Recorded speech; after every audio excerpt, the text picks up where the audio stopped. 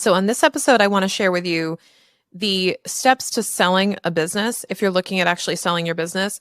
Now, this is not super granular. I'm not going to give you like the recipe on how to sell a business from a detailed standpoint. I think I put you to sleep. What I do want to give you, though, are the four main phases of selling your business, because chances are you haven't thought about one of these.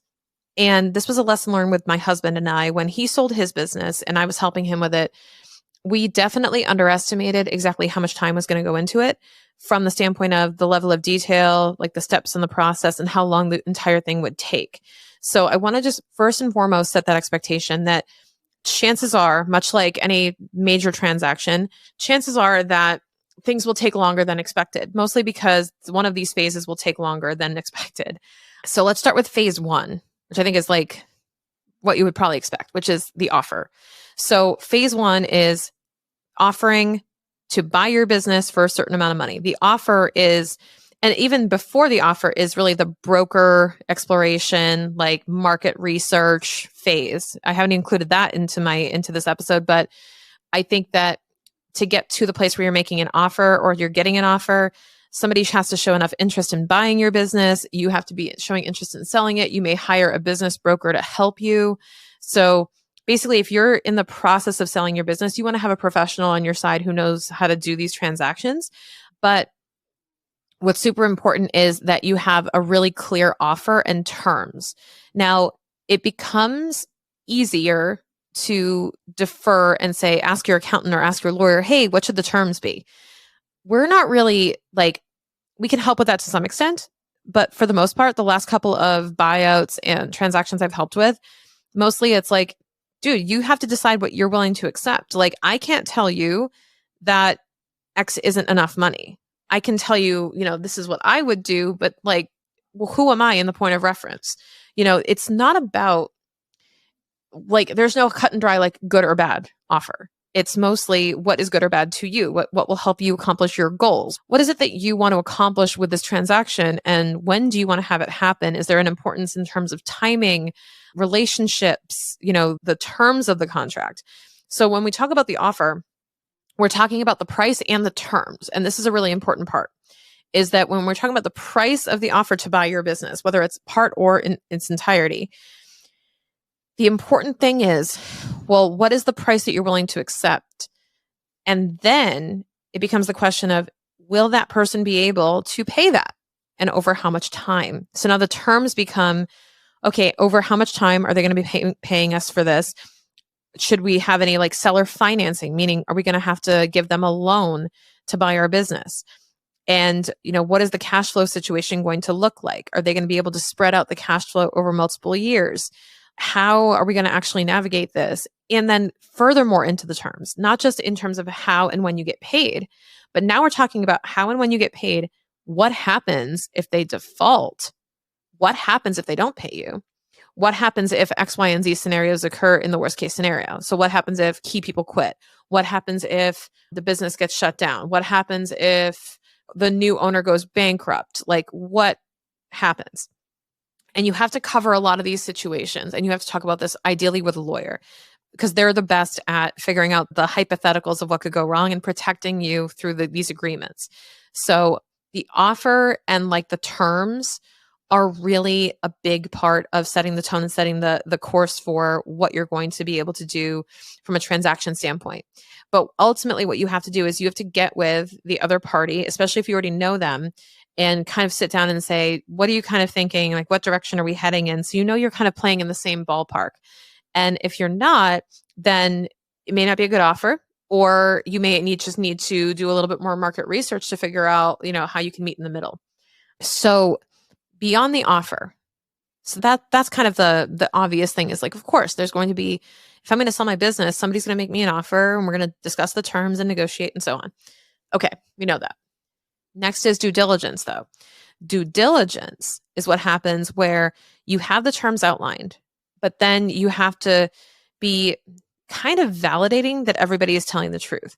So the diligence phase will be, if somebody's buying your business, what they may do is a bit more research on the background. They'll be validating that you're a legit entity. They'll be asking to review your financial statements and your tax returns. there will probably be, not probably, there should be a confidentiality agreement and a non-compete where if you're giving your financials to somebody, especially if they're in your industry and they're trying to buy you out, that they can't take that information and use it against you and back out of the deal. So for example, Jason, when he was bought out, he had to provide a list of his top 10 customers, how much they spend with the company. He also had to provide his financial statements and financials. Now, when he did that, this was early on in the process. Now, we didn't have like the signed term sheet. I don't think at that time. We did have a signature on the term sheet. I think we had, the final agreement was not signed. So what this means is that through the course of the period, we call it the due diligence period, through the course of this timeline, the buyer will want to review, because think about this. If you're buying a business, you want to make sure that everyone's telling the truth and everyone's above board. So you're going to want to review all these documents. The problem with that is that by exposing these documents as the seller, you are now putting yourself at risk that the buyer is going to use this information against you and walk out of the deal. So for example, the guy that bought Jason's business could easily take those top 10 customers, say, sayonara, Jason, thank you so much for your time. I'm not interested in buying anymore, and call all those customers and try to undercut him. Now, can he do that? Yes. Did he do that? Of course not. But it's in good faith that you want to make sure that everyone's operating above board and that that's not going to happen. So you have to have these agreements in place, like confidentiality and non-disclosure agreements and so on. So that way this isn't going to happen, or there's recourse if it does, that they have to reimburse you if they try to solicit your employees or your customers. So the due diligence period is really important to be able to provide information to the potential buyer about your company to show that you're legit and you're, put your money where your mouth is. Then there's also a step in here, if you choose to have it, where there's valuation of the company. Now, a valuation of the company can be done by what's called a certified valuation analyst, or a CVA. You can have a legit valuation of your business done by a professional. Side note, I'm in the process of getting this certification myself. So you can work on getting a valuation done formally. Otherwise, you can also talk to your accountant about creating some sort of hey, what is the tax impact? What is the, what's going to happen if I sell my business for X price point? Based on what your basis is in your company, and your basis is essentially a representation of how much the value is of what you own. So if you own shares in your company, how much are those shares worth? And we know that answer from an internal accounting perspective. Now, a valuation done by a CVA would determine that from an external perspective as well. So it would tell you, hey, here's what your business is probably worth in the market based on a variety of factors that we consider. Much of what they do is actually internal as well, like figuring out through your profit and loss and looking at your numbers to figure out what you're worth. But ultimately, the only true measure of the market value of your business is an offer. Is somebody saying, I'm willing to pay this much money for your business. That makes your business what it's worth. It's like a house. Your house is only worth, forget what your mortgage is. Your house is only worth what someone's willing to pay for it. Which is why when a house on the block sells for a higher price point, we all get excited because we're like, yay, all our property values just went up without us doing anything. So you have to look at what similar businesses have sold for and what people are willing to pay for your business. That is ultimately the best measure of value. But you also have to understand, what is the internal value, in a sense, the book value, we call it, of your business according to your accounting books and records. That will dictate how much of a tax burden you're going to have. I can go into that on another episode, but ultimately what you need to know is the book value and the market value of your business. Book value is what you're worth from an accounting standpoint. Market value is what people are willing to pay for your business. And then finally, the last phase is transition planning. So this is something that is probably the biggest time suck out of all of this. And it's the most confusing at times. So for example, when Jason sold his business, we're going to get into this on another episode, he and I, but when he sold his business, there was a ton of transition planning in the sense of he sold it to a colleague and friend of his. So he came in and there were going to be visits, they came in, they met in the boardroom and they were discussing the terms of the agreement and discussing, okay, here's what we're going to do. Where can we find, or how is this training going to happen with the new general manager? When can we install him? Taking inventory count as of the day of the deal, for example, taking, stock of what they need to go buy, what needs to be fixed, the state of the vehicles. That's a big thing. That's kind of in the due diligence as well, is like looking at the vehicles and making sure they're all in good condition according to what they're saying on the balance sheet. What else?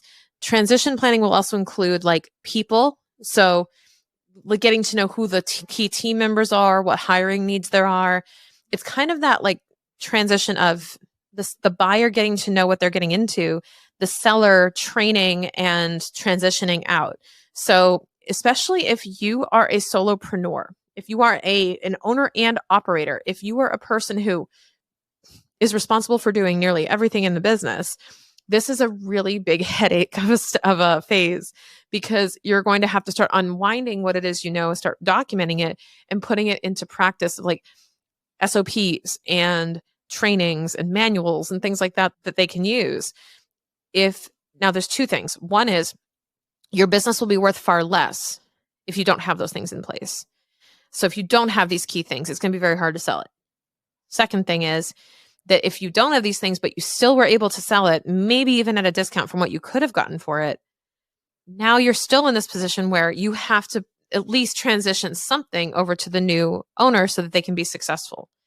And they're going to expect something out of you, and that's going to be key. So you have to make sure that you have something documented that you can share with them. You can easily change passwords. You can easily change the contact information, that you don't have anything personal in the business. So if you have personal vehicles, you have to change the title. If you have, let's say you're pushing anything personal through the business, you have to transition that out. For example, Jason had a phone line that went to his cell phone that he had to transition. So his phone was being paid for by Budget Dry, one of his phones. And then we had to get that off of Budget Dry's books, obviously. And then we had to transition that over to personal expenses. So it's really important to understand what all is going to be involved in that transition. It's kind of like moving. So if you were to like take an inventory of everything in your house that had to be rearranged and organized when you move, it can be kind of daunting. But once you get into it, imagine if someone said, hey, your moving date is X and I need you to start packing. You're not going to start packing the night before. Some of you might. But the transition plan is really around figuring out how to pack up all your stuff in a place where you can move it, literally and figuratively, if you actually are moving offices. But also, here's the other thing. The closing date of the transaction is typically up in the air. You guys can throw a target out in the air, but it's gonna be a little flexible. Like, it depends on if all of the financing closes, if everyone's ready to go on that given day. It's kind of like a house closing. You guys have all been down to the wire on a house closing before. I take it where you just go, it's supposed to happen today. Like, what's the holdup? What's going on? And it's usually something with the bank. It's always the bank. So what's important is that you're nimble and flexible on that. But imagine, this is kind of how it feels, I think. Imagine you're being told to pack up because we're going to be moving, but you're not told what day the moving day is. It's going to be someday in December. Okay, but like when? So I know when I should start packing, or if I should be living out of a box on 12/1. Like, what are we doing? So that's kind of how it feels, because you never really know when it's going to completely transition. So you have to be in this position where you're ready to box things up. You're ready to transition and share that with the new owners. It is actually pretty stressful. It is really stressful, actually. Kudos to Jason for going through that. I'm watching it and I'm just going, oh, wow, there's a lot more involved in this than we thought. It's not as simple as here are the keys, call me if you need the password to something. It was definitely a longer transition. So if you are going to sell your business, I encourage you to really think about, the timeline of all this happening, and understand that if you're thinking of selling your business in the next, say, year or two, start the process now of starting to put feelers out there, see who might be interested, see how long things will take, start partnering with the right professionals to see how you can move the process forward. And you should be in a better position come the time that you really do want to sell, where it won't feel as rushed. So that would be my advice. If you're looking to sell your business, keep in mind these 4 phases, truly 5, we'll say 4.5. 1 is like that pre-offer stage where you're researching and figuring things out. 2 is the offer. 3 is due diligence. 4 is valuation and tax implications. And 5 is transition planning. So have a map and an idea, or maybe even a checklist for what you're going to do in each of those phases, so you have a better idea of exactly where you stand in that process, and you can actually usher the process along successfully. you.